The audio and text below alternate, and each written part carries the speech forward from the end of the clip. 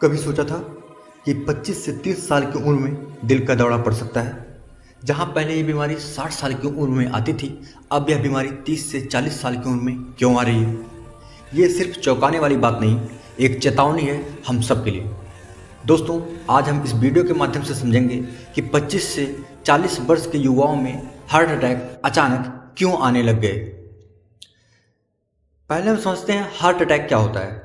जब हमारे दिल की कोई ब्लड वाली नली, जिसे कोरोनरी आर्टरी, किसी वजह से ब्लॉक हो जाती है तो दिल के उस हिस्से को ऑक्सीजन मिलना बंद हो जाता है। इसे ही हार्ट अटैक या मायोकार्डियल इन्फ्रेक्शन कहते हैं। अब हम इसके कारण के बारे में जानेंगे। युवाओं को हार्ट अटैक होने के क्या कारण हैं? तो दोस्त, सबसे बड़ा कारण है आज का लाइफस्टाइल। लाइफस्टाइल ने दिल पर सबसे ज़्यादा बोझ डाल दिया है। स्ट्रेस, टेंशन, काम का दबाव, नींद की कमी, इमोशनल स्ट्रेस दिल की धड़कन बढ़ाते हैं। स्मोकिंग एंड एल्कोहल, दोस्त, धूम्रपान से आर्टरियाँ सिकुड़ जाती हैं और खून का फ्लो रुक जाता है।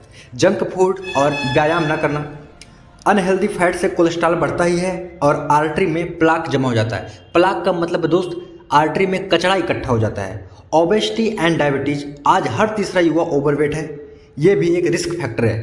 पॉल्यूशन और स्लीप का कम होना, नए रिसर्च के मुताबिक इन फैक्टर्स से इन्फ्लामेशन बढ़ता है जो हार्ट को नुकसान पहुंचाता है। अब हम कुछ डाटा के बारे में बात करेंगे। जैसे CDC, संयुक्त राष्ट्र अमेरिका की एक संस्था है जो इसके बारे में डाटा प्रस्तुत करती है। उसके अनुसार हर साल लगभग 8 लाख लोगों को हार्ट अटैक आते हैं। इंडिया में तो दोस्त स्थिति और भी गंभीर है। एम्स के एक रिपोर्ट के मुताबिक पिछले 10 सालों में 30 साल से कम उम्र के पेशेंट में हार्ट अटैक केसेस लगभग 25% बढ़ चुके हैं। कार्डियोलॉजी इंस्टीट्यूट न्यू जर्सी के मुताबिक 5 में से 1 जो हार्ट अटैक आ रहा है वो 40 साल से कम उम्र के लोगों में आ रहा है। अब हम इसको पहचानने यानी कि सिम्टम्स के बारे में बात करेंगे। हार्ट अटैक के लक्षण कभी कभी बहुत साधारण होते हैं लेकिन बहुत घातक होते हैं। जैसे दोस्त, छाती का भारीपन, हमेशा गैस हो यह जरूरी नहीं है।